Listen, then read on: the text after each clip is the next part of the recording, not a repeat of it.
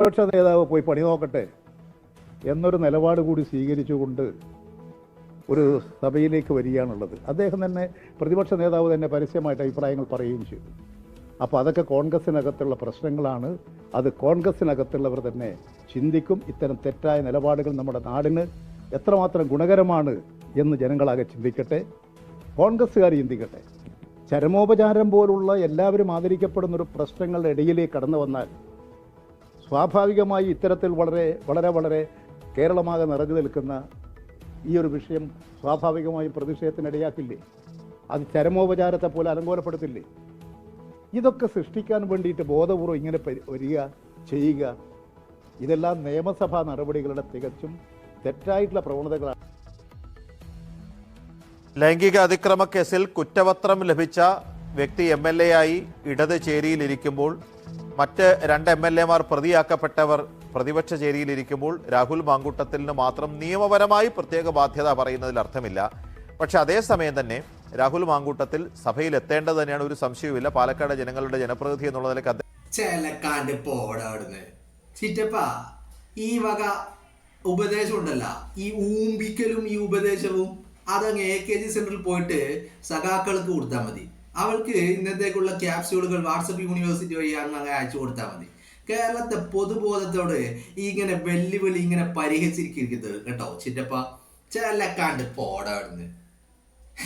രാഹുലിനെതിരെ നിങ്ങൾ കേസെടുത്ത് പിണറായി വിജയന്റെ പോലീസ് അന്വേഷണം നടത്തിയിട്ട് ഇന്ന് നിമിഷം വരെ ഒരു ജെന്യൂനായിട്ടുള്ള ഒരു പരാതിക്കാരിയെ കണ്ടെത്താൻ കഴിയാതെയും തെളിവുകൾ കണ്ടെത്താൻ കഴിയാതെയും നിൽക്കുന്ന പോലീസ് എന്തുകൊണ്ട് രാഹുലിനോട് ഒരു കമ എന്നൊരു ചോദ്യം ചോദിക്കാൻ രാഹുൽ ഇത്ര ദിവസം അടൂരിലെ വീട്ടിലുണ്ടായിരുന്നല്ലോ?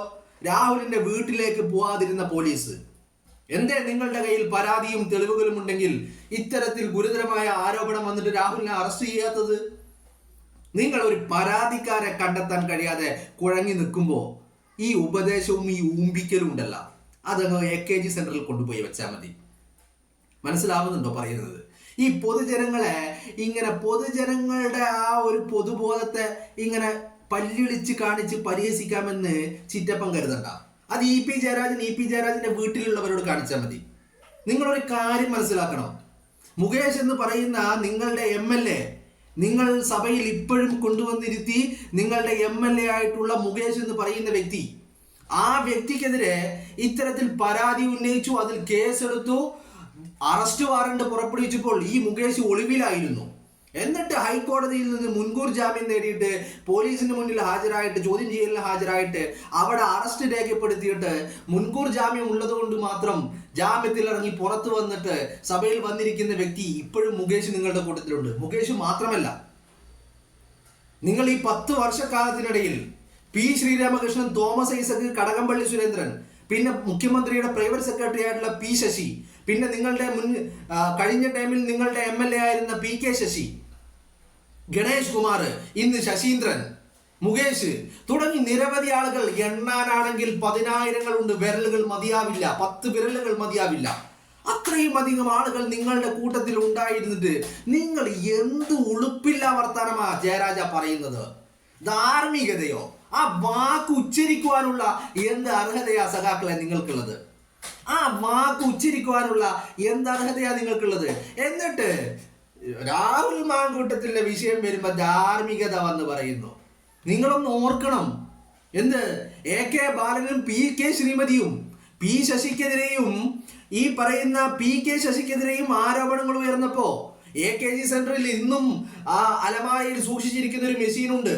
എത്ര ഇഞ്ചാണ് അകത്തേക്ക് കയറിയത്, എത്ര ഇഞ്ച് പുറത്തുണ്ടായിരുന്നു, എത്ര തുള്ളി അകത്ത് പോയി, എത്ര തുള്ളി പുറത്തു പോയി എന്ന് അളക്കാൻ ഉപയോഗിക്കുന്ന മെഷീൻ ഇപ്പോഴും AKG സെന്ററിൽ ഇരിക്കുക. ആ PK ശ്രീമതിയും AK ബാലനും കൂടിയാ പോയിട്ട് PK ശശിയുടെയും P. ശശിയുടെയും തീവ്രത അളന്നത്. ഇതൊക്കെ കേരളത്തിലെ പൊതുബോധം കണ്ടതാണ്. എന്നിട്ട് വന്നിട്ട് ചെലക്കാനും ഈ പേപ്പട്ടി കുരക്കും പോലെ കുരക്കാനും ഒരു ഉളുപ്പുമില്ലാതെ ധാർമ്മികത പറയുന്നു. ഉളുപ്പില്ലാത്ത വർഗങ്ങൾ, നാണവും മര്യാദവും ഇല്ലാത്ത നെറികെട്ട വർഗങ്ങൾ, നിങ്ങളാണോ ധാർമ്മികത പഠിപ്പിക്കുന്നത്? മൊല്ലാക്കാക്ക് ഉറുക്ക് കെട്ടല്ല കേട്ടോ, മൊല്ലാക്കാക്ക് ഉറുക്ക് കെട്ടാൻ നിങ്ങളായിട്ടില്ല. ഒരു ഉളുപ്പുമില്ലാണ്ട് വന്നിട്ട് ഈ പറയുന്നവന്റെ ഒക്കെ ധാർമ്മികത, നാണം കെട്ട വർഗങ്ങൾ. എന്നിട്ട് അവര് നിയമസഭയുടെ അന്തസ്, നിയമസഭയുടെ മര്യാദ, അതിനോടുള്ള ബഹുമാനം, ആദരവ്, അനാദരവ്, നിഘണ്ടുവിൽ ഈ വാക്കുകളൊക്കെ ഇതിൻ്റെയൊക്കെ അർത്ഥം എന്താണെന്ന് മലയാളം നിഘണ്ടു എപ്പോഴെങ്കിലും ഒന്ന് മറിച്ച് നോക്കി. അതിന് വായിക്കാൻ അറിഞ്ഞിട്ട് വേണ്ടേ? സ്കൂൾ പോകുന്ന കാലഘട്ടത്തിൽ കട്ടൻ ചായയും പരിപ്പോടയും കുടിച്ചിട്ട് എവിടെ പോയിരുന്നവരാ? പാർട്ടി ഓഫീസിൽ പോയിരുന്നവർക്ക് നിഘണ്ടു എടുത്ത് വായിച്ചു നോക്കാൻ കഴിഞ്ഞിട്ട് വേണ്ടേ? എന്നാലല്ല ഇതിൻ്റെയൊക്കെ അർത്ഥങ്ങൾ എന്താണെന്ന് നിഘണ്ടു എടുത്തൊന്ന് പരിശോധിക്കാൻ പറ്റുകയുള്ളൂ. കെ എം മാണി നിയമസഭയിൽ കെ എം മാണി ബജറ്റ് അവതരിപ്പിക്കുന്ന അവസരത്തിൽ ആ നിയമസഭ തല്ലിത്തകർത്ത ക്രിമിനലുകളാണ് ഈ വന്നിട്ട് ധാർമ്മികത പറയുന്നത്. എന്നിട്ട് പിണറായി വിജയൻ അധികാരത്തിലേറിയപ്പോ ആ കേസുകളൊക്കെ, പൊതുമുതൽ നശിപ്പിച്ച കേസുകളൊക്കെ, നികുതി പണം കൊണ്ട് ഉണ്ടാക്കിയെടുത്ത് നിയമസഭ തല്ലിപ്പൊളിച്ച കേസുകളൊക്കെ തേച്ചു മാച്ച് കളഞ്ഞിട്ട് ആ ക്രിമിനലുകൾ വന്നിട്ട് നിയമസഭയോടുള്ള ആദരവും അനാദരവും ബഹുമാനവും മര്യാദയും അന്ന് കെ എം മാണി ബജറ്റ് അവതരിപ്പിച്ചപ്പോൾ ഇന്ന് എ എം ഷംസീർ ഇരിക്കുന്ന, നിങ്ങളുടെ പ്രതിനിധിയായിട്ടുള്ള എ എം ഷംസീർ ഇരിക്കുന്ന ആ ഒരു ഡയസ് ഉണ്ട്, സ്പീക്കറുടെ ഡയസ്. ആ ഡയസിൽ കയറിയിട്ട് അവിടെയുള്ള കമ്പ്യൂട്ടറുകളും അവിടെയുള്ള ഫർണിച്ചറുകളും അവിടെയുള്ള ഇരിപ്പിടങ്ങളും ഒക്കെ തല്ലി തകർത്തത് ഇന്ന് നിങ്ങൾ മന്ത്രി കസേരയിൽ ഇരുത്തിയിരിക്കുന്ന ശിവൻകുട്ടിയും കെ ടി ജലീലും ഈ പറയുന്ന എ എൻ ഷംസീറും തുടങ്ങിയ ആളുകളുടെ നേതൃത്വത്തിലാണ്. നിങ്ങളാണ് നിയമസഭയുടെ ആദരവും അനാദരവും ബഹുമാനങ്ങളും മര്യാദയും ഒക്കെ പഠിപ്പിക്കുന്നത്. അതിനപ്പുറത്തേക്ക് മുകേഷും ഗണേഷ് കുമാറും എ കെ ശശീന്ദ്രനും കടകംപള്ളി സുരേന്ദ്രനും തോമസ് ഐസക്കും പിന്നെ പി ശ്രീരാമകൃഷ്ണനും ഒക്കെ ഇതേ വേദിയിൽ ഇതേ കസേരയിൽ നിങ്ങൾ ഇരുത്തിയവരല്ലേ? എന്നിട്ട് നിങ്ങൾ ഒരു ഉളുപ്പും മാനവും മര്യാദയും ഇല്ലാതെ കേരളത്തിന്റെ പൊതുബോധത്തിന് മര്യാദയും ലോജിക്കും ധാർമ്മികതയും ഒക്കെ പഠിപ്പിച്ചു കൊടുക്കുക. നിങ്ങൾ ഇതൊക്കെ നിങ്ങളുടെ പാർട്ടി ക്ലാസ്സുകളിലും AKG സെന്ററുകളിലും വാട്സപ്പ് യൂണിവേഴ്സിറ്റിയിലും കൊണ്ടുപോയി ചെലവഴിച്ചാൽ മതി. കേരളത്തിന്റെ പൊതുബോധത്തോട് ഇങ്ങനെ പല്ലിളിച്ച് കാണിക്കുന്ന ഈ സ്വഭാവം ജയരാജ, ഇതിനൊക്കെയുള്ള മറുപടി കേരളത്തിലെ പൊതുജനം തരും. വായിൽ നാവുള്ളത് കൊണ്ട്, നാവിന് എല്ലില്ലാത്തത് കൊണ്ടും എന്തും വിളിച്ചു പറഞ്ഞ് അങ്ങ് ആളാവാമെന്നൊന്നും ജയരാജൻ കരുതല്ലേ കേട്ടോ.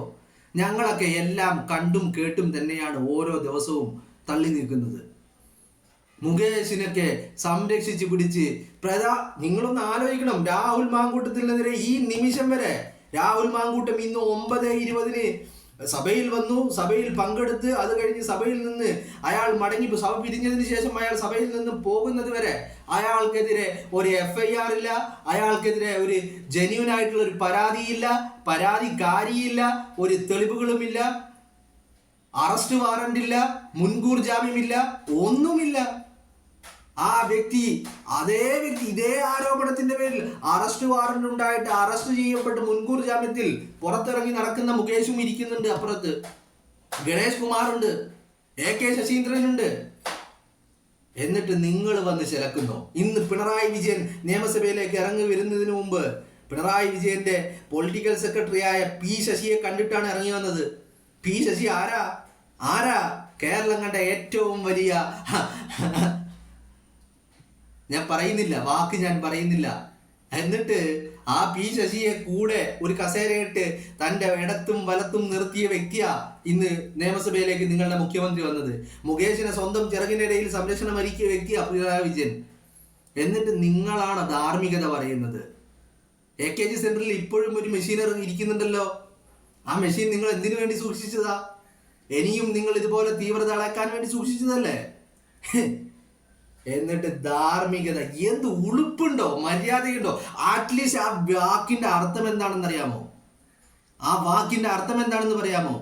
നിയമസഭയും അതിന്റെ ആദരവും ബഹുമാനങ്ങളും ഇതൊക്കെ പറയാനുള്ള എന്ത് അവകാശവും അർഹതയാ നിങ്ങൾക്കുള്ളത്? എന്നിട്ട് വന്നിട്ട് ചിലക്കാനാണ് മാറി നിൽക്കണ അവിടുന്ന്.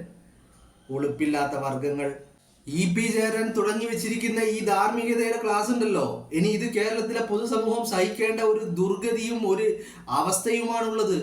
കാരണം നിങ്ങൾ രാഹുൽ മാങ്കൂട്ടത്തിനെതിരെ എടുത്തുപയോഗിച്ച ആയുധങ്ങളൊന്നും മൂർച്ചയില്ലെന്ന് കണ്ടപ്പോ, രാഹുൽ മാങ്കൂട്ടത്തിൽ നിന്ന് സഭയിൽ വന്നപ്പോ നിങ്ങൾക്ക് ഹാലിളകി, നിങ്ങൾ രോഷാകുലരായി, നിങ്ങൾ അസ്വസ്ഥരായി, നിങ്ങൾ പരിഭ്രാന്തരായി. നിങ്ങളുടെ മനസ്സിൽ അത്രയധികം സങ്കടവും ദുഃഖവും മനോവിഷമങ്ങളുമുണ്ട്.